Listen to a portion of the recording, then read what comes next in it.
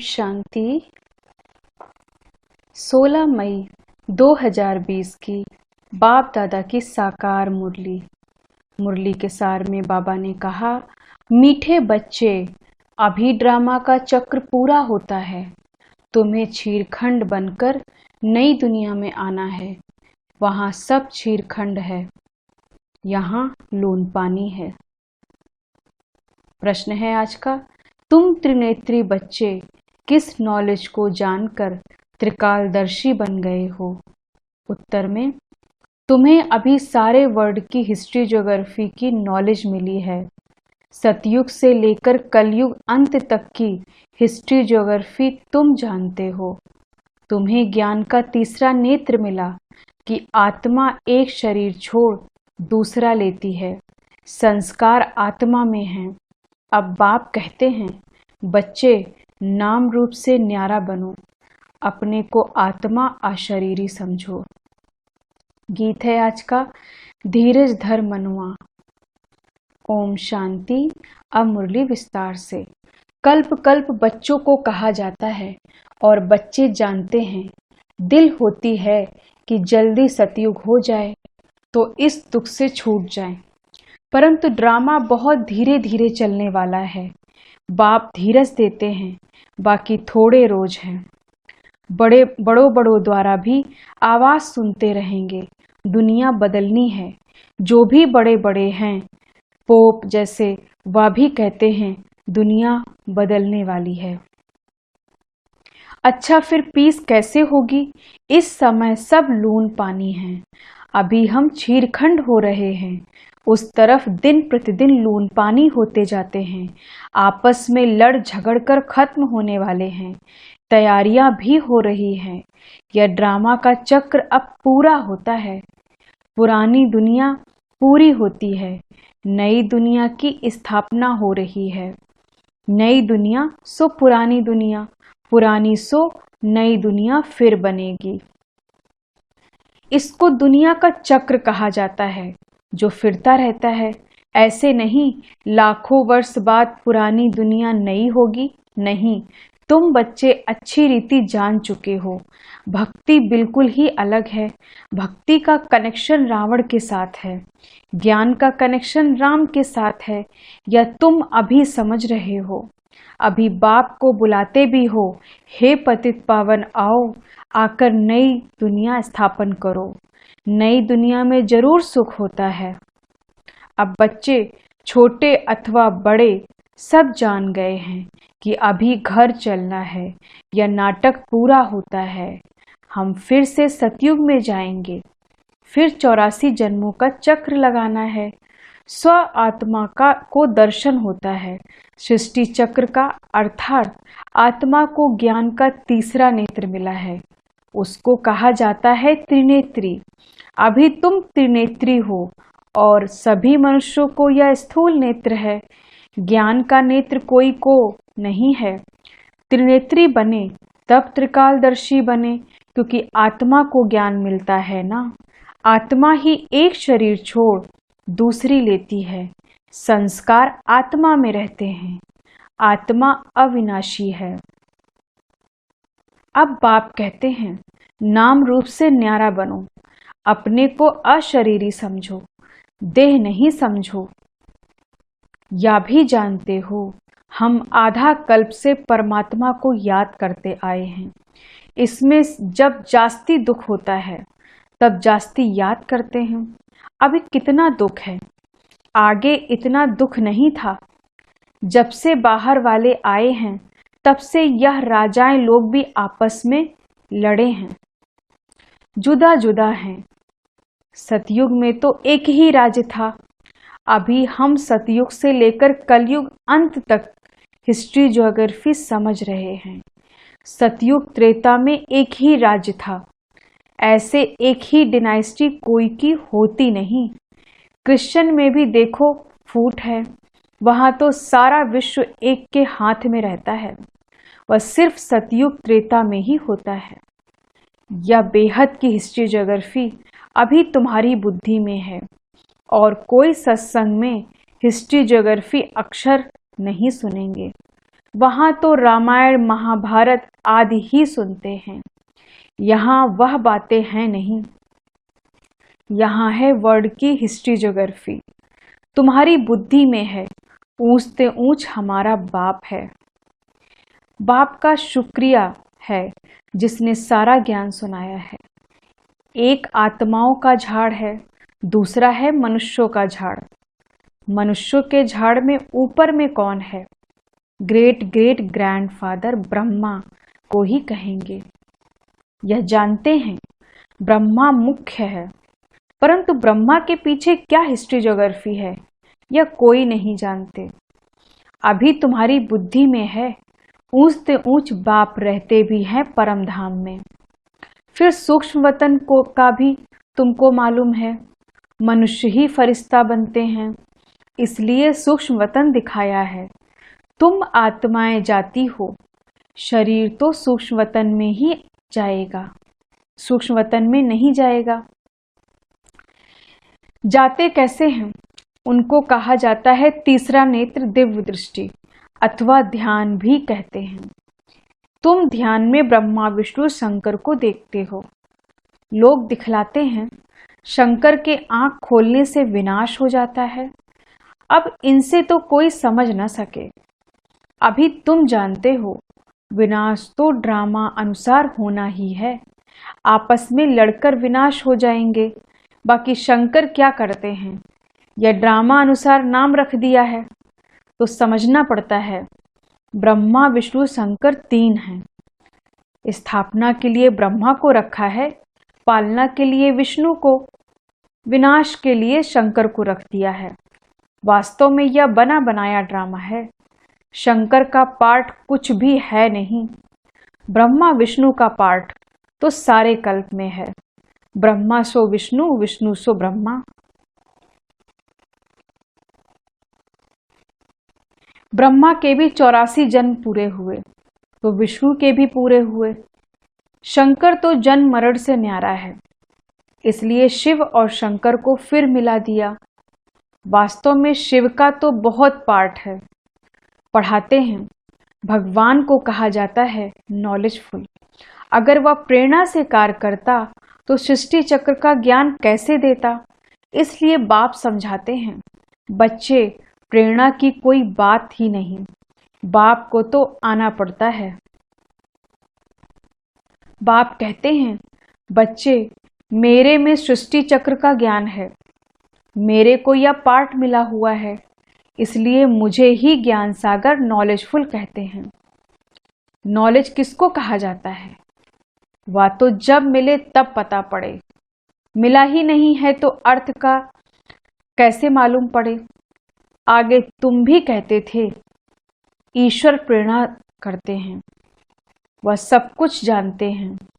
हम जो पाप करते हैं ईश्वर देखते हैं। बाबा कहते हैं यह धंधा मैं नहीं करता हूँ। या तो जैसे कर्म करते हैं उसकी खुद ही सजा भोगते हैं। मैं किसको नहीं देता हूँ, न कोई प्रेरणा से सजा दूंगा। मैं प्रेरणा से करूं तो जैसे मैंने सजा दी, कोई को कहना कि इनको मारो या भी दोष है, कहने वाला भी फंस पड़े। शंकर प्रेरणा दे तो वह भी फंस जाए। बाप कहते हैं मैं तो तुम बच्चों को सुख देने वाला हूँ, तुम मेरी महिमा करते हो। बाबा आकर दुख हरो, मैं थोड़े ही दुख देता हूँ। अब तुम बच्चे बाप के सम्मुख बैठे हो तो कितनी खुशी होनी चाहिए। यहाँ डायरेक्ट भाषणा आती है। बाबा हमको पढ़ाते हैं। इनको मेला कहा जाता है। सेंटर्स पर तुम जाते हो, वहाँ कोई आत्माओं परमात्मा का मेला नहीं कहेंगे। आत्माओं परमात्मा का मेला यहाँ लगता है, या भी तुम जानते हो मेला लगा हुआ है। बाप बच्चों के बीच में आए हैं। आत्माएं सब यहाँ हैं। आत्मा ही याद करती है कि बाप आए, यह सबसे अच्छा मेला है। बाप आकर सब आत्माओं को रावण राज्य से छुड़ा देते हैं। ये मेला अच्छा हुआ ना, जिससे मनुष्य पारस बुद्धि बनते हैं। उन मेलों पर तो मनुष्य मैले हो जाते हैं, पैसे बर्बाद करते रहते हैं, मिलता कुछ भी नहीं है। उनको मायावी आसुरी मेला कहा जाएगा या है ईश्वरी मेला। रात दिन का फर्क है। तुम भी आसुरी मेले में थे, अभी हो ईश्वरी मेले में। तुम ही जानते हो बाबा आया हुआ है। सब जान जाएं तो पता नहीं कितनी भीड़ हो जाए। इतने मकान आदि रहने के लिए कहाँ से लाएंगे। पिछाड़ी में गाते हैं ना, अहो प्रभु तेरी लीला। कौन सी लीला? सृष्टि के बदलने की लीला या है सबसे बड़ी लीला? पुरानी दुनिया खत्म होने से पहले नई दुनिया की स्थापना होती है, इसलिए हमेशा किसको भी समझाओ तो पहले स्थापना, विनाश, फिर पालना कहना। जब स्थापना पूरी होती है तब फिर विनाश शुरू होता है, फिर पालना होगी। तो तुम बच्चों को यह खुशी रहती है हम स्वदर्शन चक्रधारी ब्राह्मण हैं, फिर हम चक्रवर्ती राजा बनते हैं।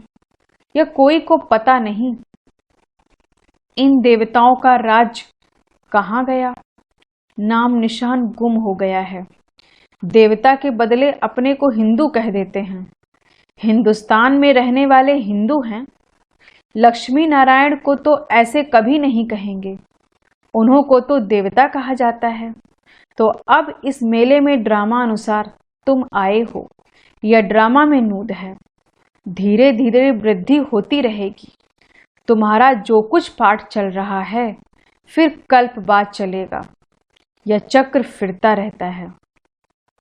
फिर रावण राज्य में आसुरी पालना होगी। तुम अभी ईश्वरी बच्चे हो, फिर दैवी बच्चे, फिर क्षत्रिय बनेंगे। तुम जो अपवित्र प्रवृत्ति वाले बन गए थे सो फिर पवित्र प्रवृत्ति वाले बनते हो। है तो यह भी दैवी गुण वाले मनुष्य ना। बाकी इतनी भुजाएं आदि दे दी हैं। विष्णु कौन है यह कोई बता न सके। महालक्ष्मी की भी पूजा करते हैं। जगत अम्बा से कभी धन नहीं मांगते हैं। धन जास्ती मिल गया तो कहेंगे लक्ष्मी की पूजा की इसलिए उसने भंडारा भर दिया। यहाँ तो तुम जगत अम्बा से पा रहे हो, परम पिता परमात्मा शिव द्वारा। देने वाला वह है। तुम बच्चे बाप दादा से भी लकी हो। देखो जगदम्बा का कितना मेला लगता है। ब्रह्मा का इतना नहीं। ब्रह्मा को तो एक ही जगह बिठा दिया है। अजमेर में बड़ा मंदिर है। देवियों के मंदिर बहुत हैं, क्योंकि इस समय तुम्हारी बहुत महिमा है। तुम भारत की सेवा करते हो, पूजा भी तुम्हारी जास्ती होती है। तुम लकी हो। जगत अम्बा के लिए ऐसे कभी नहीं कहेंगे कि वह सर्वव्यापी है। तुम्हारी महिमा होती रहती है। ब्रह्मा विष्णु शंकर को भी सर्वव्यापी नहीं कहते। मुझे कह देते कड़कड़ में है। कितनी ग्लानि करते हैं। तुम्हारी मैं कितनी महिमा बढ़ाता हूँ। भारत माता की जय कहते हैं ना। भारत माता तो तुम हो ना, धरनी नहीं। धरनी आदि जो अब तमो प्रधान है, सतयुग में सतो प्रधान हो जाती है। इसलिए कहते हैं देवताओं के पैर पतित दुनिया में नहीं आते। जब सतो प्रधान धरनी होती है तब आते हैं। अभी तुमको सतो प्रधान बनना है। श्रीमत पर चलते बाप को याद करते रहेंगे तो ऊंच पद पाएंगे, यह ख्याल रखना है। याद करेंगे तो विकर्म विनाश होंगे। श्रीमत मिलती रहती है। सतयुग में तो तुम्हारी आत्मा पवित्र कंचन हो जाती है, तो शरीर भी कंचन मिलता है। सोने में खाद पड़ती है तो फिर जेवर भी ऐसा बनता है। आत्मा झूठी तो शरीर भी झूठा।